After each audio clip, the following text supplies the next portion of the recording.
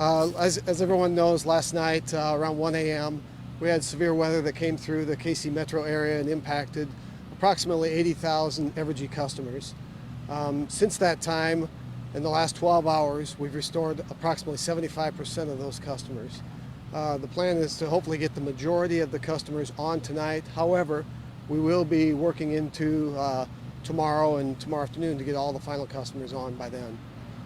So you guys move to 24-hour operations? Absolutely, we are working around the clock. We've got approximately 1,000 employees that are field employees in the field working right now. I know a lot of folks are short-staffed, but how are your crews looking for an event like this? We staff for storms like this, so we're prepared for this. We did bring in contract crews, so we've got about 450 contractors that are working on the property as well. And we brought in some of our Evergy West employees as well to assist us here in KC. For something like this, where 95th Street has these big trees, these big power poles down, walk us through the process of how you guys get power restored to these folks. It looks like there's quite a lot of work to do, at least sure. Where we're looking right now. Sure. Well, as you can see, when these trees like this come down, they can do devastation to our system. There's really not a whole lot you can do to prevent some of that. We trim trees back as far as we can, but when you have 100-foot tall trees that come down, they're going to do some damage to poles and lines and those kind of things. The restoration process does take a little bit longer when we do have poles that are brought down.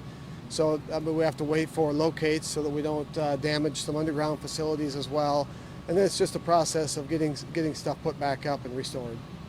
Are you hoping to have 95th Street back open at some point tonight? It seems like there was a lot of trees down on 95th. We do. We expect 95th Street to hopefully be back open within the next 5 or 6 hours. And that will free up the traffic to flow back through here again. And that means a lot of these people will be back on too, right? Yeah, that's the plan, is to hopefully have these folks in the 95th Street area where we're located right now back on into the early evening tonight.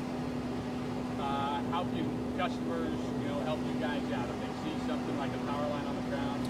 Well, that is right. First and foremost, Evergy is all about safety, so we train our employees extensively to work in these kind of conditions, so they know exactly what they're doing out here. We ask that customers, when they see a line down, they might not know if it's cable TV or telephone. We ask them to just stay back, call us, and we'll come out and verify what it is and make sure that the scene is safe for the customers out there. Were you guys ready for this storm? I know there was kind of a risk of severe weather. There is. How do you kind of ramp up whenever you've got something like that, kind of an overnight catastrophe? There is. We prepare for these. Again, we prepare for these all the time, but we also watch the weather very, very closely because it does impact all of our customers. So when an event like this happens, we are prepared for it. We're prepared to bring in contractors. We're prepared to bring in extra crews, extra even office personnel to help us as we restore the power to our customers. Again, we appreciate everything that you guys do. We appreciate everything that our customers do and the patience that they have with us as we restore their power. I know it takes some areas longer than others, but we greatly appreciate the patience that you have with Evergy. Corey, what were some of the areas that saw the biggest impact, and then how many have we been able to kind of turn back on over Sure. 12 hours? Like I said, we had about 80,000 customers out system-wide for Evergy, and we've restored approximately 60,000 customers in the last 12 hours. The majority of those were along 95th Street here in Johnson County. Well, our Northland area got hit pretty hard with high winds and tornadic activity up there as well. So it's kind of a difference between the north and the south parts of the city. They got hit the worst. Is this some of the worst damage you guys have seen in a while, or is this pretty normal to what you see in No, but any time a storm comes through or you have upwards of 80-mile-an-hour winds, you're going to see this kind of damage, whether it's damage to our facilities, damage to customers' homes and their property as well.